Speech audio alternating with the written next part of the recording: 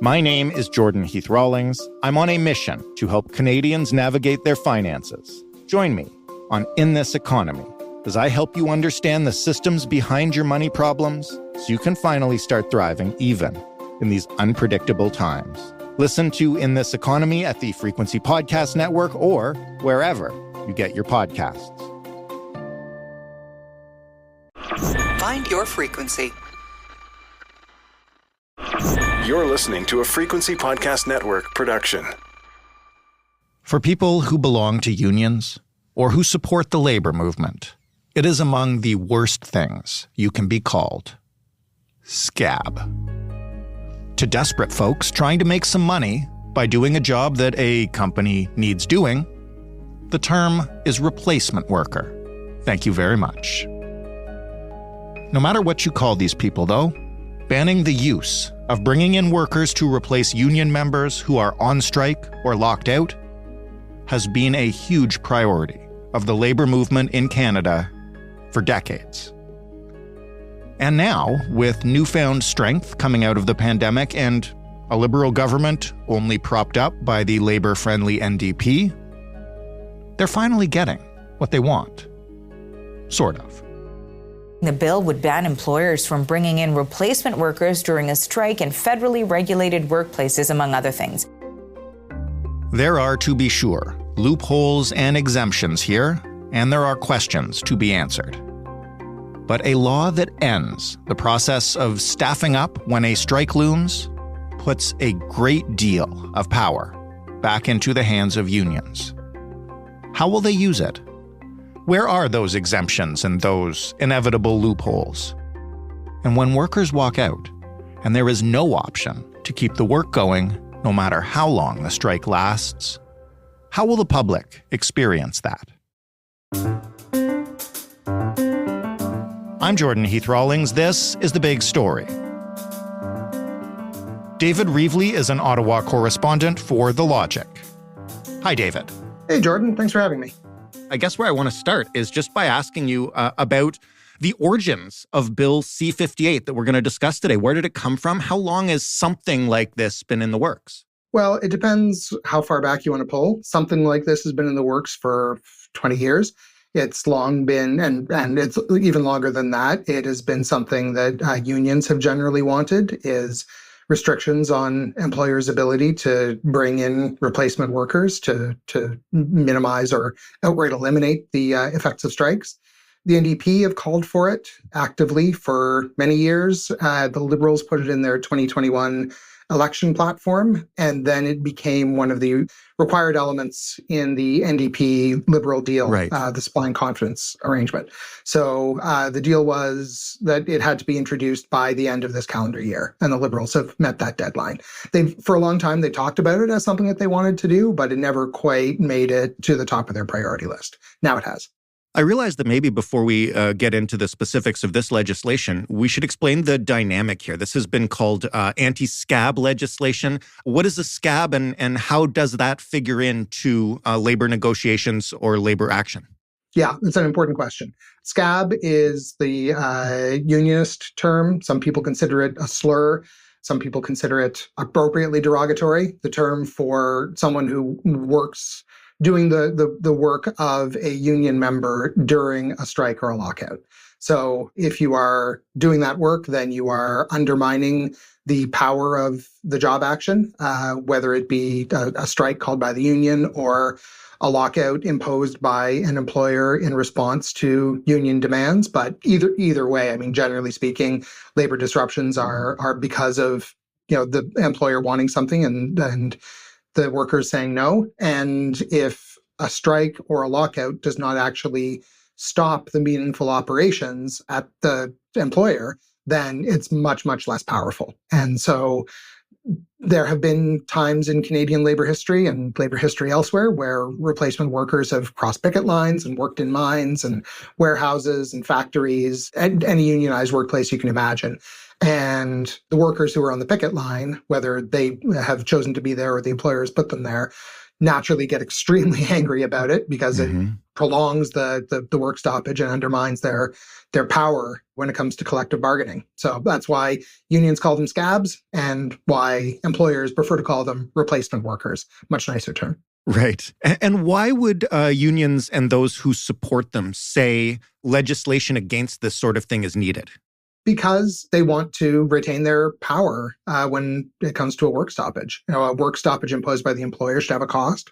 A work stoppage imposed by the union should have a cost. It should essentially bring operations to a halt. And if it doesn't, then it dramatically reduces the bargaining power that you get from that situation. If you're a union that's on strike and the employer brings in non-union replacement workers, probably for cheaper, certainly cheaper than the union members would work, considering total compensation under whatever deal they're trying to get. If the employer can do that, then the union doesn't really have very much power at all.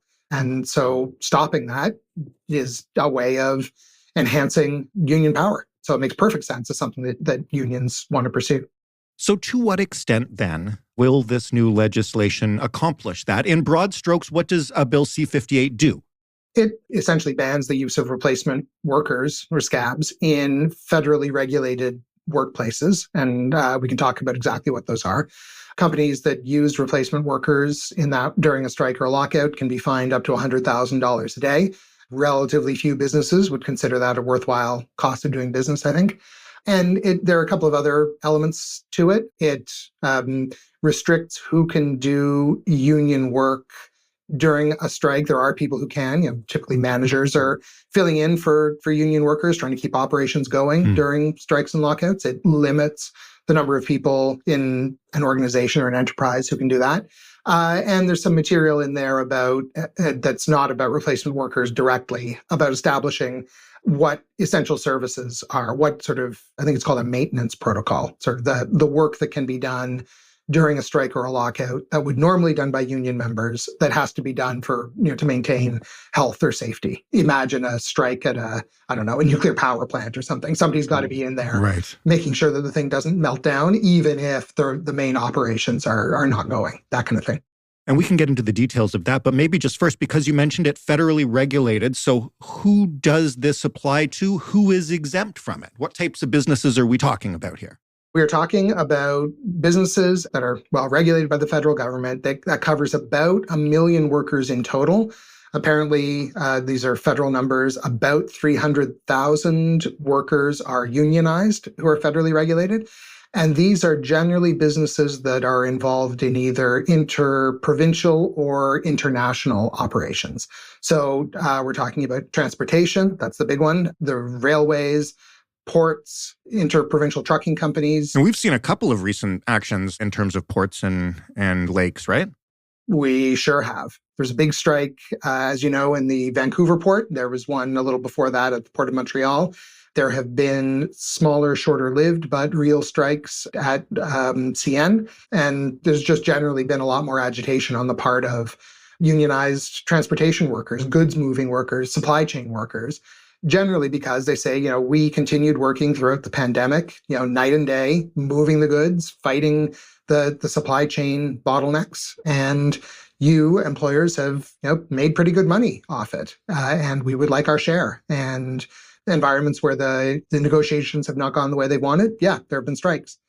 A couple of other areas that are less consequential, but still federally regulated, banking, telecommunications. There have been at least sounds of strikes at some telecom companies, although those are generally not as damaging to people who are not participating as people in the goods moving industries, where the network that moves stuff in this country is huge, but it is also fairly fragile. Mm-hmm. And there are not a lot of alternatives the way there are, if a whole bunch of people at Bell go on strike, people can switch to a different carrier, generally speaking. That hurts Bell a lot more than it hurts others. But in supply chains, in railways, in trucking, in ports, and shipping, air travel as well, those are industries where other people are profoundly affected by work stoppages.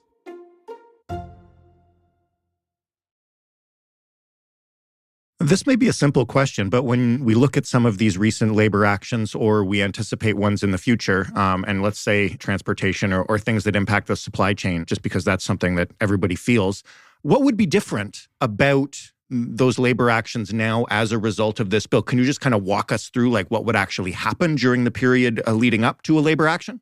In the period leading up to a labor action, the employer would not be able to bulk up its staff with non-union workers in other corners of the operation in anticipation of using them during a strike. Once notice of intention to bargain is given, so the beginning of the collective bargaining process, long before typically there are any strike votes or let alone an actual strike or a lockout, the bill would restrict who could do what's called struck work during a strike or a lockout. So they wouldn't be able to hire people after notice to bargain has been given and then have those people do union work.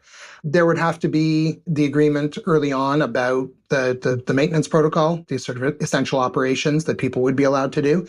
And then it probably would not directly affect the course of negotiations as long as they're going well. But I think the impact would be felt if negotiations started to go poorly, because this would be an arrow taken out of the quiver of management.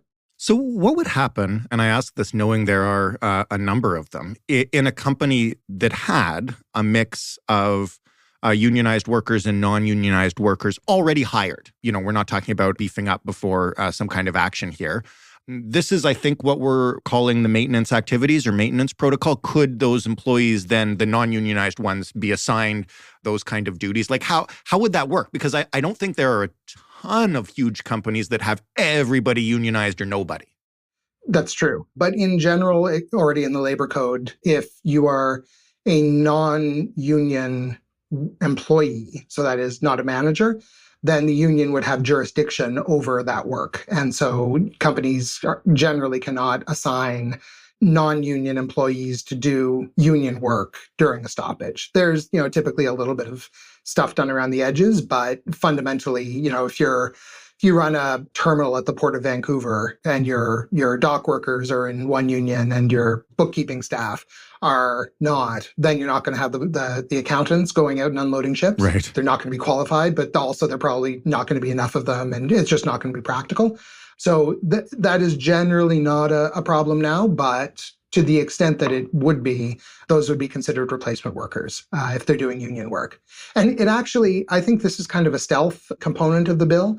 Sometimes when things get really, really ugly, what you'll see is, and this really does not happen very much, but it does happen, employers will sort of post conditions, basically inviting striking workers or locked out workers to abandon the union, just come in and work. And, under the terms of our final offer. And the idea there is basically to break the union and have people cross their own union's picket line and come in and do the job. And sometimes there are union members who do, they don't believe in what their union is fighting for. They're required to be a member, but they don't trust it. They cross the picket line from day one. In other cases, after a strike or lockout has gone on, the employer will post conditions and invite people to come in and work under them, and then presumably later on vote to decertify the union. All of that would be considered replacement work now, so it would not be allowed under this bill. What's been the reaction in general to this bill? It's huge in labor circles, but I think maybe part of the reason why you haven't seen a lot of fuss about it is the reaction is kind of completely predictable. Unions have wanted this for years. They are generally very happy. The one complaint is that it doesn't go far enough. Employers are not happy about it. The Chamber of Commerce and the Federation of Independent Business and so on say exactly what you would expect them to say. Right. So there isn't a lot of novelty there, I guess, in the sense of making news. The argument from the employer side is that labor negotiations are delicate and the product of a delicate balance of forces. And their limits are put on these things very carefully, that to make them go as smoothly as possible, that kind of an inherently unpleasant process to make it go as smoothly as it could.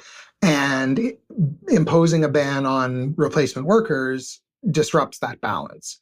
So the argument is that it would lead to more strikes, and particularly more strikes, because unions would have more power. And they say, yes, we accept that there's a right to bargain collectively. There is a right to strike. We have the right to lock people out. We almost never use replacement workers, but the fact that we could is an important factor that unions have to consider when making their decisions, and that it leads to relatively more moderate positions. That's the employer side argument. And they point to BC and Quebec, which have rules about this at the provincial level, and that has led, they say, to more labor disruptions. On the union side, and what the government argues explicitly, what the Labour Minister Seamus O'Regan says explicitly, is that the threat of replacement workers is disruptive to labor peace, and actually using replacement workers is kind of a nuclear attack on workers. And the results of that lead to labor disruptions that are longer and uglier and take longer to heal after. So in a way, they can both be right. A ban on replacement workers could lead to more strikes and lockouts, and it could lead to strikes and lockouts that are shorter. So they're not necessarily mutually exclusive positions. The question is just kind of which do you consider more important? Could it also lead to an increase in the number of union formations? You know, we've covered a lot on this show, sort of the rise from the dead, I guess, of the labor movement over the past couple of years, both in terms of actions and unionizations in places like Starbucks. Is this kind of legislation likely to give that a shove? Where does it fit in the broader context of the current resurgent labor movement?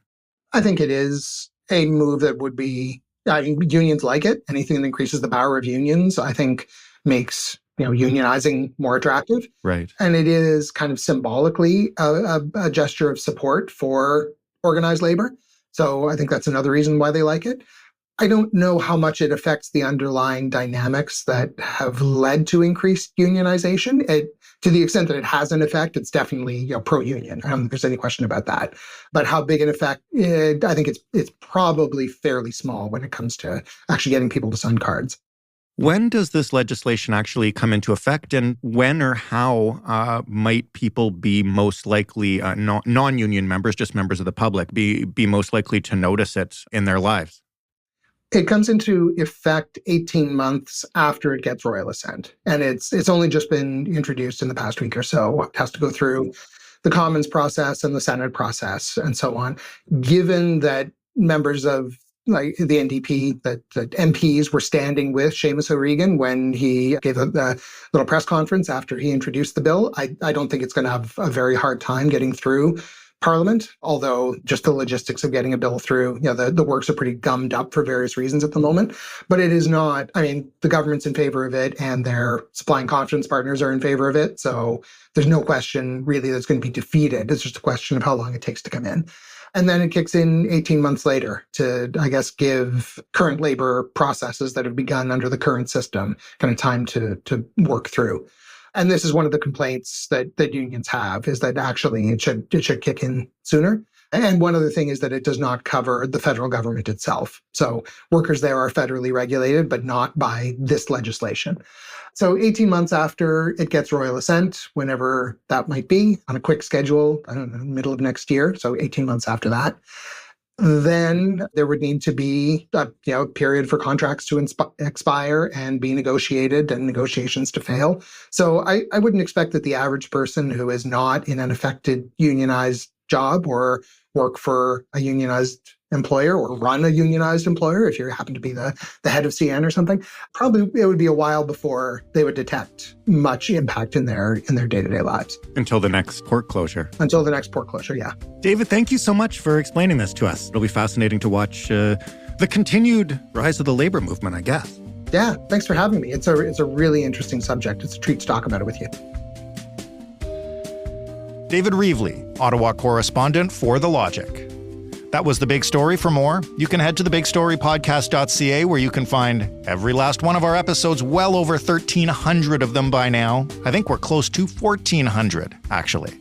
You can talk to us about our next 1,400 episodes and what you'd like to see us cover. You can find us on Twitter at TheBigStoryFPN. You can always write to us with your suggestions. The email address is hello@thebigstorypodcast.ca. And you can always call us up and talk as long as you want. Leave a voicemail. I actually think it'll probably cut you off after a few minutes, but say what you got to say. The phone number is 416-935-5935.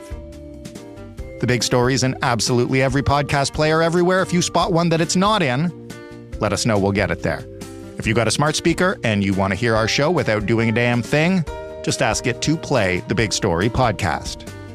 Thanks for listening. I'm Jordan Heath Rawlings. We'll talk tomorrow.